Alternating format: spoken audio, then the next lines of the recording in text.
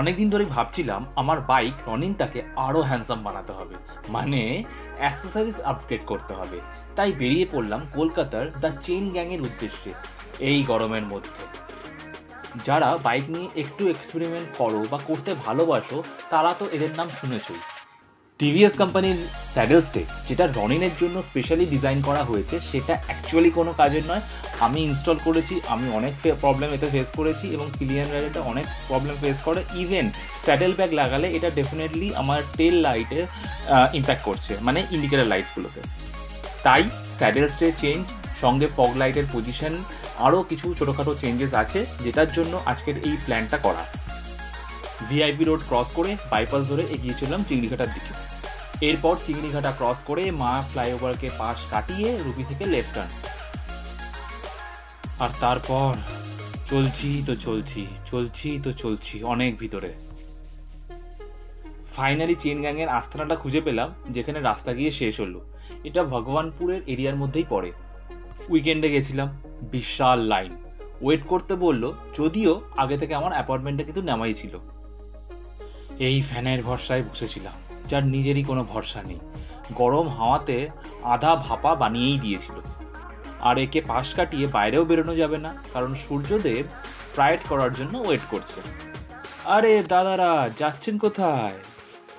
ভাই, একটু চিল করতে। বাহ, মনে হচ্ছিল এদের সাথেই পুকুরে ডুবে বসে থাকি কিছুক্ষণ। ফাইনালি আমার নাম্বার এলো, কাজও স্টার্ট হলো। যদি প্রোডাক্টের ওপর পাউডার কোটিং চান, দেন সেম ডেতে কিন্তু ডেলিভারি হবে না, আরেকবার আপনাকে আসতে হবে। নেক্সট ডেট এখান থেকেই কল করে আপনাকে ইনফর্ম করে দেবে।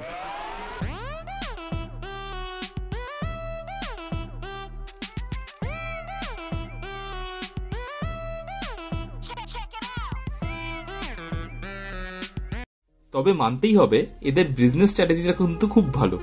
এই ছোট্ট ক্যাম্পাসে একটা স্টল খুলে রেখেছে, যেখানে টুকটাক খাবার বা টুকটাক জিনিস আপনি পেয়েই যাবেন।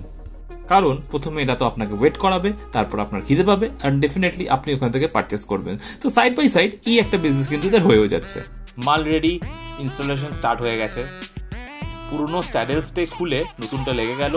ফগ লাইট লেগ গার্ড থেকে সরে হেডলাইটের পাশে করা হলো ফর বেটার কভারেজ।